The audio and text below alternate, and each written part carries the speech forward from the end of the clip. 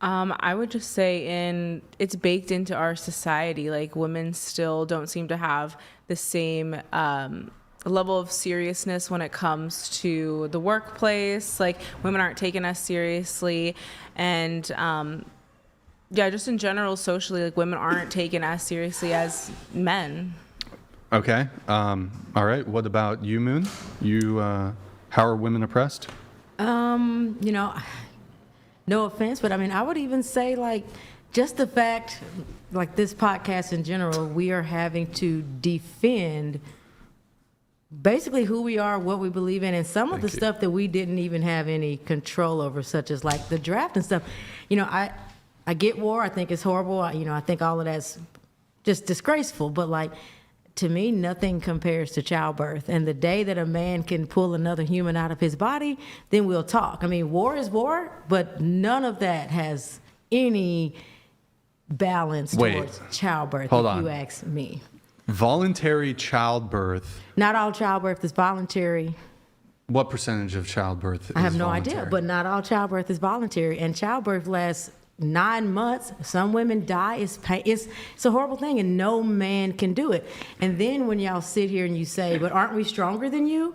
Then go to war. Why are you crying about it like that? Why is it this big thing? You just said y'all are stronger. You want women with low body counts. You want us to be at home. You want us to be that model woman that's beautiful and soft and submissive, but you don't want to go, like, you can't have it both ways. You can't have us and then, no. I mean, if this just I believe we should not silly. send men to war at all, and we should just send the women. I think we all... That'd be sick. I want to send Gabby to war. She'd do it. She'd be What? lethal. Wait, what'd you say? I want to send you to war.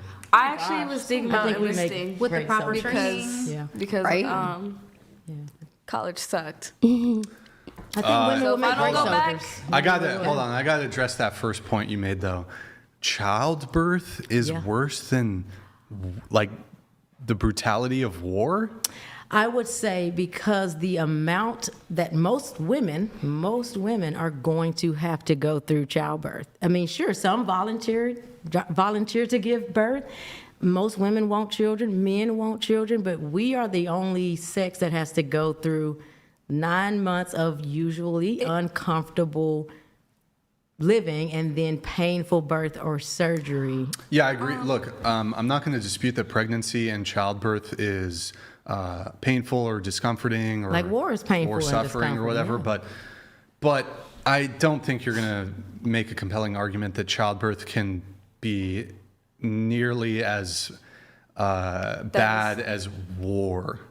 No, I'm saying for me personally, it's like she said too, I think there are things and suffering on both sides. And most women today, I think especially the ones sitting here, we don't want any of us to suffer. We don't want y'all to go to war. We don't, like, I get your argument, but I think my question behind the whole men going to war thing was like, what's your point? Like, we get it. We see it. We don't like it. What is your point behind it? Like, oh, we also deserve a blankie because we suffer too. We knew that. Like, We what knew do that you before want you women said to do that. about I'll it? explain. No. Yeah, I'll explain. Because we want to do something about it. No, I'll explain. So feminism has always been about a comparison. Women have it worse to men. But I just reject this categorically, both modern day and historically. So this idea that, like, the point I'm trying to make by bringing up warfare is that it's clearly ignored as a gender-based grievance, but it clearly is a gender-based grievance if you look at the distribution of men who are soldiers, and not just that, but even if you do a comparison between male soldiers and female soldiers, men are almost exclusively the frontline soldiers, exclusively the ones that are injured, exclusively the ones that are frontline combat that are getting killed. Yep. Or PTSD, or all of these things. Women often, even when they are in the military, they're not on the front lines. They're not going to raid Osama bin Laden's thing. They're not SEAL Team 6 or whatever, all that stuff. Women are typically in administration roles. They're in support roles. Men are overwhelming, like even in that scenario where women are in the military.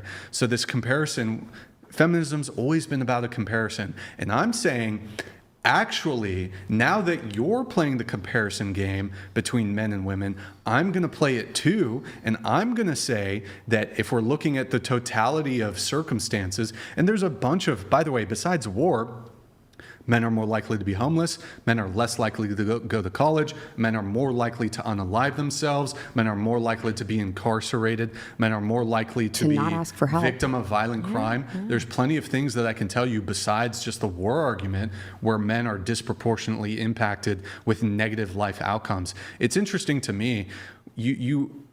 I think part of feminism is the apex fallacy. You look at the top 1% or 10% of men, and you attribute that lived experience, oh, that's how all men must experience life. But the reality is, here's my argument, is that while it might be the case that there's more male CEOs, and there's more men who are rich, and there's more men who occupy boardrooms, and there's more men who occupy positions of power, I'm not going to argue any of that. I'm not going to dispute any of that. I'm going to go ahead and agree and grant it. However, I think a greater proportion of women enjoy what I would call the middle, the comfortable middle. And then, though, if we're looking at this like a pyramid, sure, let's just go ahead and put men on top. And then in the middle, where it's like, you're living like your life's good, your life's okay. You're not a superstar CEO, or you're not, you don't have power or whatever, although we can have conversations of the soft power that women do have.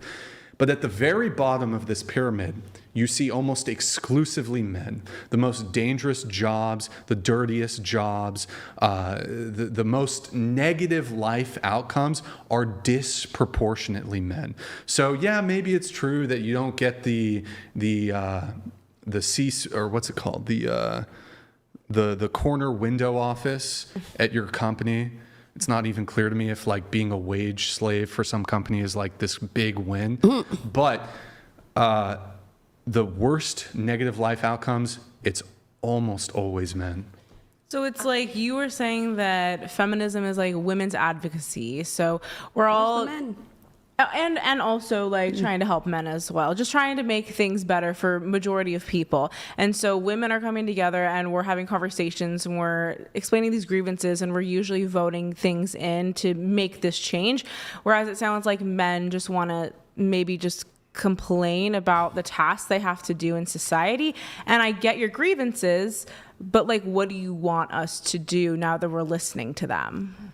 I don't want women to demonize men. I don't want women to view all men as predators. I want men. Yeah. I want. I women, feel like that's a conversation you should have with your fellow man as well. What?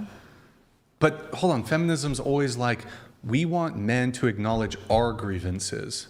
Yes. Yeah. And you want equality on that. You want to also be acknowledged in your grievances, which is great. Yeah. This is good. But I don't like. Once you open up this game of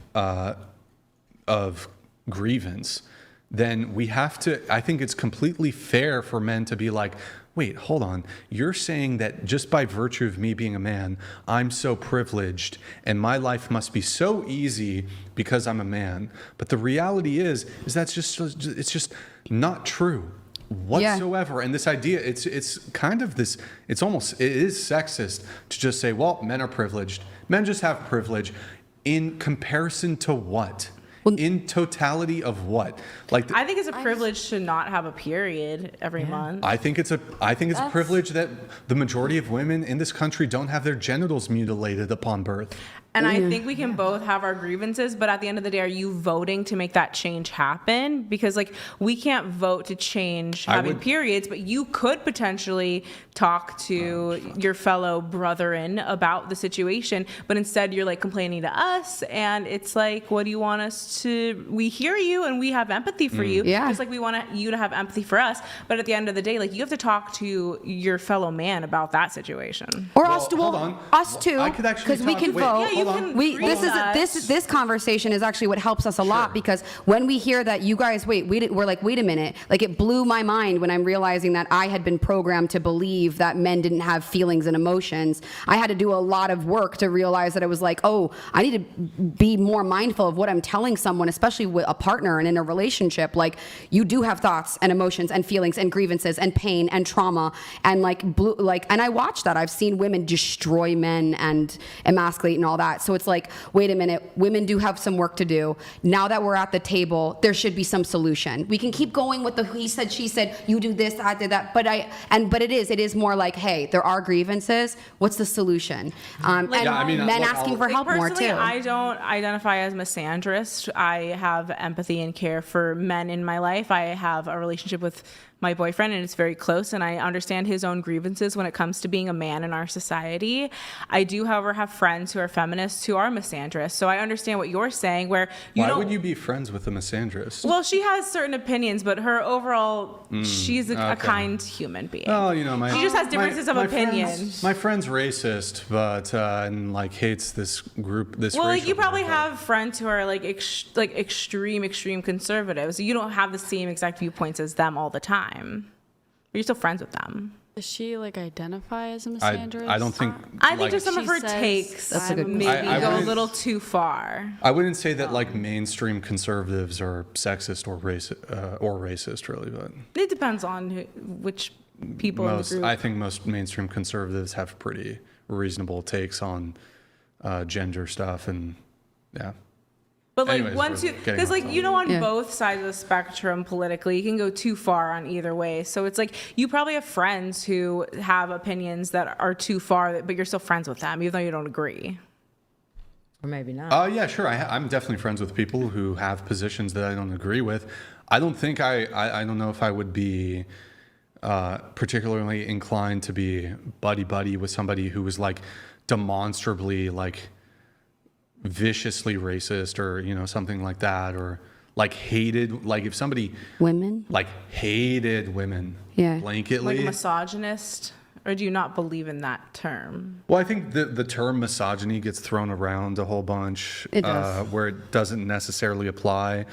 But if somebody just blanket hated women, I'm against that. I don't think you should think if they, blanketly just hate women. I think if they like hate them Thank you for because that. of their experiences, then I'm just like, oh, that's just a really like traumatized, unfortunate event type person. Mm-hmm. And so they're like taking it out on that specific gender. Sure. And I feel like that's a similar conversation we're having, where it's like you as men feel like unheard. You don't feel like you have the same. I mean, do you feel like as a man you don't have the same opportunities as women?